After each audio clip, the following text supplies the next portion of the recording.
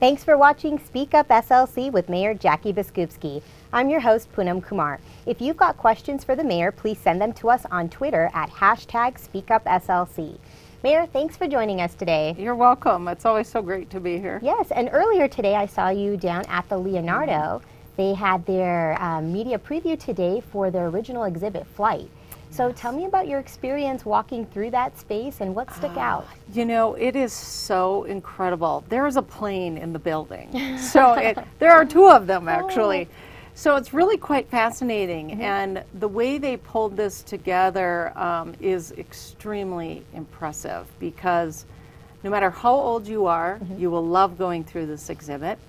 And no matter how old you are, you will be inspired when you leave, because it really incorporates science and technology and engineering, math and arts all at the same time. And it will make you leave dreaming big. I'm certain of it. Right, and certain of it. There was an amazing wall too, with amazing wall, pilots and a diverse array of people. A you very know, from diverse, women to folks of different ethnic backgrounds, and that were all pilots and aviators at one point in our history. They're true innovators in flight, and it was incredible to see the diverse faces on the wall that I didn't know about. I knew some of those women, I knew some of the men, but I had no idea how diverse the true innovators in flight really were. And that is something I am so grateful we are celebrating in this exhibit. Yeah, it's amazing. And for everyone out there, August 6th is the big opening for the Leonardo's Flight. It's their very first original exhibit. So go check it out, and I'm sure the mayor will be there with your son Archie and enjoy the fun times at the Leonardo. That's right. And now, following up with you, a couple weeks ago, the city hosted the Transforming Communities Dialogue.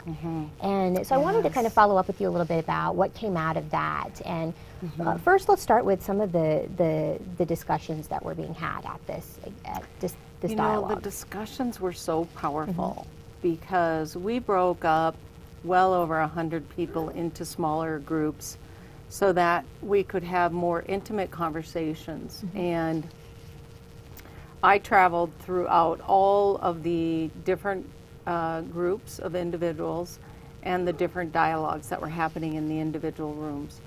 And what I continuously was finding is that law enforcement was learning, the community was learning, the dialogue was real. People were very intent on listening to one another. There was a great deal of promise. As people left the building, they felt like there is real promise in our future and in our ability to lead this dialogue in a productive fashion, and to maybe potentially even be a community that leads the dialogue on a national level. It was extremely powerful. And you had quite a few people come through the doors and participate as part of that conversation, right? There was probably close to 150 people there. And, you know, there were individuals there who showed up simply because they were in pain, you know, emotional pain. There were those who showed up because they had great ideas of, you know, things that we could do differently.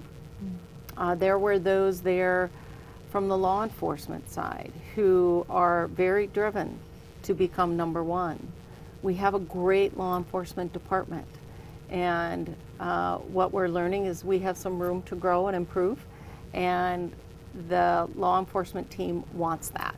And they're excited about it, they're energized about it, and what is happening is everyone involved is seeing that we really can transform together. Right. And what were some of those areas of improvement that were discussed that night? You know, there were so many ideas that came forward, and we are compiling all that information because as people were presenting ideas, we had scribes in the room and people were writing everything down.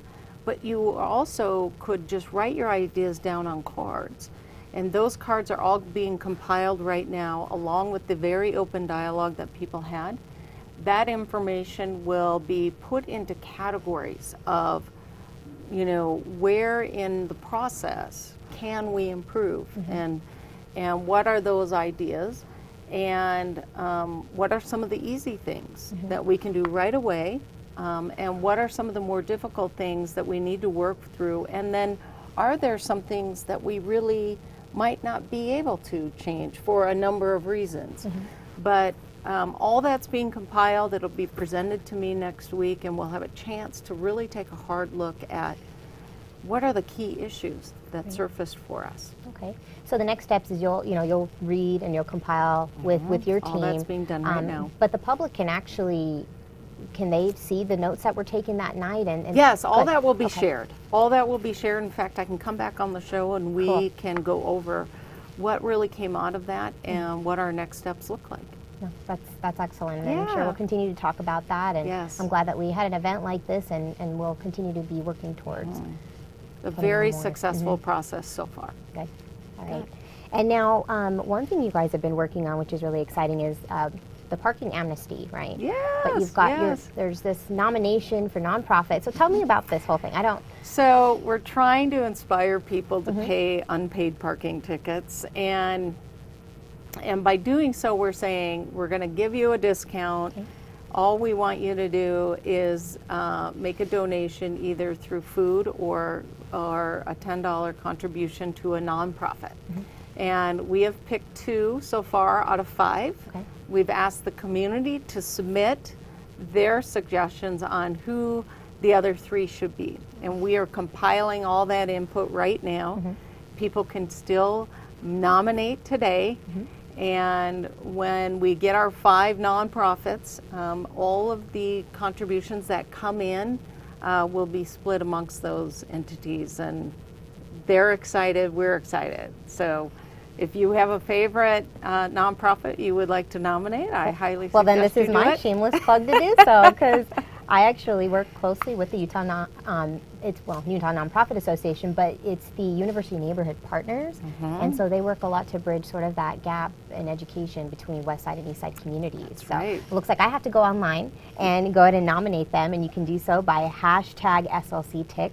And there should be some information on the screen and where you can go for more information on the mayor's page. So that's exciting. It's very exciting, and thanks for putting in a plug. Yeah, and don't forget, tell your friends to vote for your nomination. So everyone out there, please vote for your nomination and send us your nonprofit organization. There you go. And now, among other things, too, so you've got, well, first off, tonight you're actually going to this gala, right? I am. So tell me a little bit about the flight gala tonight. The gala tonight is really to celebrate how extraordinary this exhibit is. It is a unique, Utah-grown and made entity. So this exhibit is completely funded by companies and government from Utah. It was created and dreamed up by Utahns. It really is being celebrated from the state level on down. Senator Jake Garn, who's a former astronaut, will be there tonight, and so will the governor. We'll have planes flying over to celebrate the launch of this flight exhibit. This exhibit will exist in the Leonardo for many years. Likely to become a traveling exhibit around the country and maybe even in this world, because it is so extensive in information and the technology around flight and the innovative ideas and where they came from, and everything has been thought of in this exhibit, and it truly is inspirational. So I have no doubt it will be traveling. Yes, most definitely. Yes. Well, and now unifying 911. So you just recently, there was a big thing with the Salt Lake County and the city now using the same system. Tell me a little bit about that. So even back when I worked for the sheriff, one of the projects I was overseeing was the construction of a communication bridge, and that bridge was technology driven. It was to allow for the sheriff's dispatch to convey information while taking a dispatching call to VEC, another dispatching center, in a much more efficient manner. Okay. However, still not the best mode of operation. And it was a gap filler at the time. What we have done now is created a path where now all of our dispatchers are using the same software, Okay. which means no more transferring of calls. None. We are not horsing around with not my jurisdiction, I'm taking your initial call, but I'm transferring you to the proper jurisdiction. Those days are over with this. So that speeds up the response time? Absolutely, and it will save lives, there's no question. And that is probably the most exciting part about all of this. And even though there are still independent dispatch operations out there, that redundancy is very important, especially if we have a crisis here and a dispatch center goes down. Now all dispatch centers are communicating in a way that allows for anyone to pick up calls and make sure that resources are dispatched appropriately. That's great. We are So really making exciting. some strides, huh? We are. I cannot tell you. This is a 20-year effort Wow. that has finally arrived, and it's all for the sake of the people who live here. And it's time. It was time, and everybody in the room who has been working on this for years and years, you just cannot believe how important this is. So it's great. That's really exciting. Yeah. Well, we've got a couple questions that have come through for Okay. you, Mayor. The very first one comes to us on Facebook and says, Mayor, seems like in every direction the city needs more money for upgrades like police, GPS, call center, updating the streets, from our efforts to homelessness and bike lanes and so forth. Yes. He wants to know what this will mean for residents and will there be an increase in taxes for these type of things?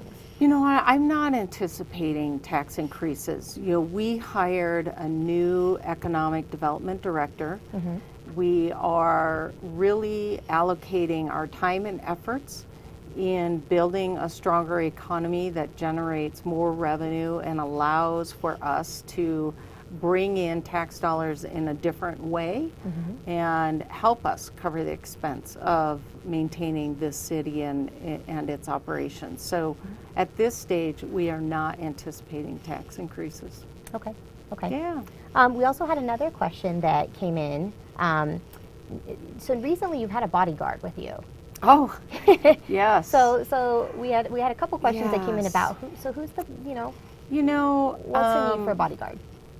it all started with Orlando and being one of the most high profile elected officials in the country who is LGBTQ, right? And the concerns that rose from that attack on the LGBTQ community. And so for now, having some security when I am in the public at a very, what do I want to say, public event like I was this morning with Leonardo, there is a strong desire to make sure that nothing happens to me in those circumstances. So we have security detail right now for a little while. That gets evaluated monthly based on what is happening, not only just in this state, but around the country. And decisions will be made around that as we move forward. But for now, it's probably important to have it. Right. Yeah. Right. Okay. Thank you so Yeah. much for that. Now, any other really exciting things happening this week for you? You know, You're there's always running around all Right. over the place, right? From galas to Right. museums and press events and things like that. Right. But there's something this week with your family. right. You know, you know, the exciting part for me this month is that I'm getting married, and so our family is coming together over the next few Congratulations. weeks, and people are coming into town to help celebrate that. And so, on a personal note, that's probably what's really on my mind most. and the excitement around that. Right. So So juggling work as a mayor full time, Juggling work and as a mayor now also and- having to plan a wedding, and that's a Right. big thing. Congratulations Thank to you and you. your family. Thank you. Very exciting. Well, thank you so much, Mayor, for joining us this week. And for those out there, if you have questions, please send them to us at #SpeakUp on Twitter, or you can send it to us on Facebook, same hashtag, and we will see you next time. Thank you. Good job. Did you finish right on 0 again? I guess. Yeah. Nice work.